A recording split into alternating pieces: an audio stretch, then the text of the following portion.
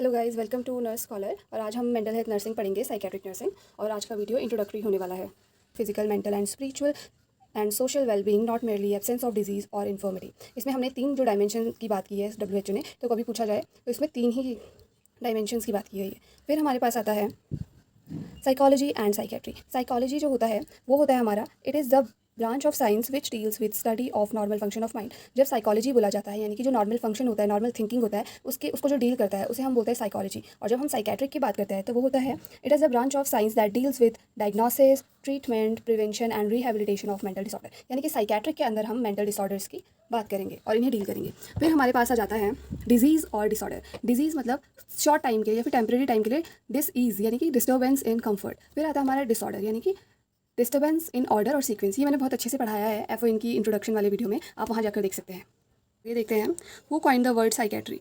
तो सबसे पहले हम वर्ड्स जो साइकेट्री है वो लेके आए थे जॉन क्रिस्टीन रेल 1808 में। फिर आता है फादर और या फाउंडर ऑफ साइकेट्री, तो वो है सिगमंड फ्रूड। सिगमंड फ्रूड की आपने थ्योरीज भी पढ़ी होंगी।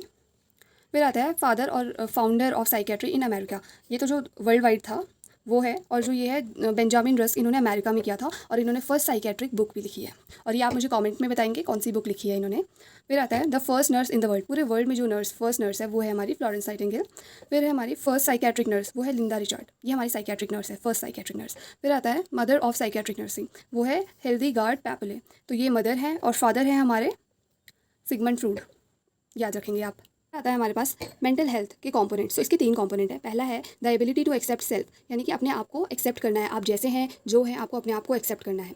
दूसरा है capability to feel right towards other, दूसरों के प्रति अच्छा महसूस करना या फिर उनके लिए भी अच्छी भावना रखना।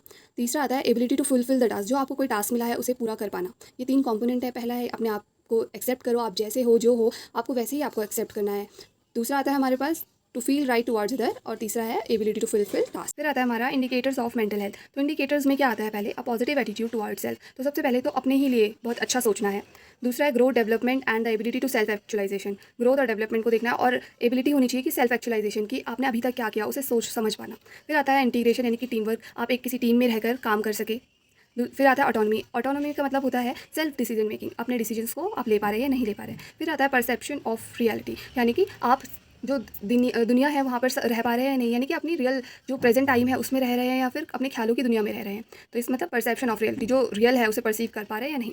फिर आता है हमारा इन्वायरमेंटल मास्टरी, यानी कि अपने इन्वायरमेंट से भी जुड़ा। Characteristics of mentally healthy person, तो यानी कि क्या क्या कैरेक्टरिस्टिक्स हमें एक मेंटली हेल्दी पर्सन में देखने को मिलते हैं।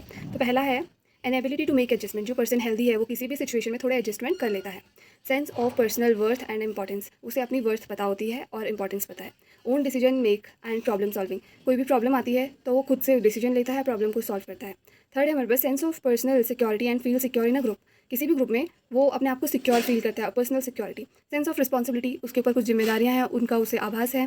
गिव एंड एक्सेप्ट लव, तो वो एक्सेप्ट लव को एक्सेप्ट भी कर सकता है और दूसरे को अफेक्शन दे भी सकता है।